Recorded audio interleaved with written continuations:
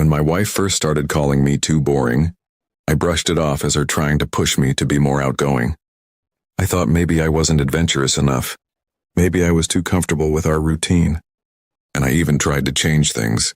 I planned dates, tried new restaurants, even took her on a weekend getaway. Still the comments continued, and every time she said it, it stung a little more. At first I tried to laugh with her, telling her she knew who I was when she married me. But deep down I started to question myself. Was I really dull? Had I let our marriage become stale?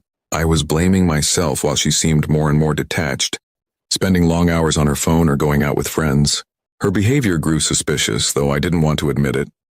She suddenly cared much more about how she dressed, buying new clothes and lingerie.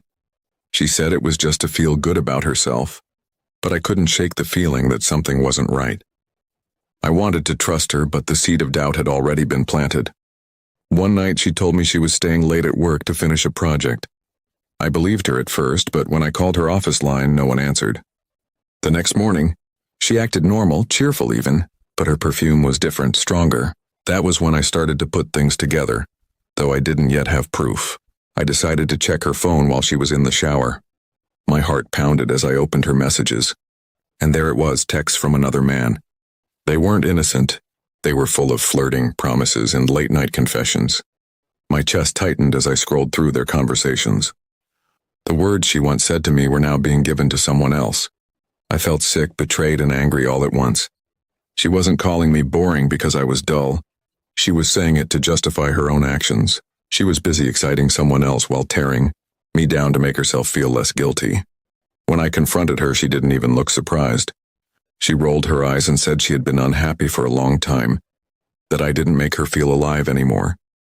Hearing her say that crushed me. I reminded her of everything I had done to try and make her happy, but she dismissed it like it meant nothing. The man she had been seeing was someone from her office. I later found out that most of the nights she claimed to be working late were spent with him. They had been together for months and I had been blind to it, convincing myself that she still loved me. After our confrontation, I couldn't look at her the same way.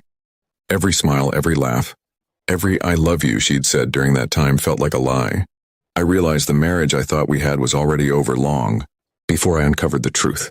I moved out not long after. Packing my things, I felt both heartbreak and relief. Heartbreak for the years I had wasted. Relief that I no longer had to live in the shadow of her betrayal. She tried to paint me as the villain, saying I was too boring to keep her interested. But deep down I knew that was just her excuse. Friends and family were shocked when they found out. Most of them couldn't believe it, because to the outside world, we looked like a stable couple. But now when I replay the little moments, I can see the cracks that were there all along. I just didn't want to acknowledge them. It's been some time since then, and I'm learning to let go of the bitterness. I've realized that being boring isn't a flaw. It means I was consistent, loyal, and dependable. Those aren't weaknesses, they're strengths. She wanted chaos, drama, and constant thrills, but I wanted love, stability, and honesty. Now I know her words say more about her than they ever did about me.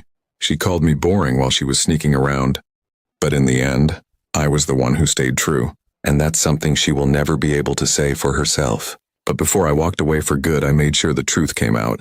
I forwarded her texts and pictures with her lover to her family and close friends.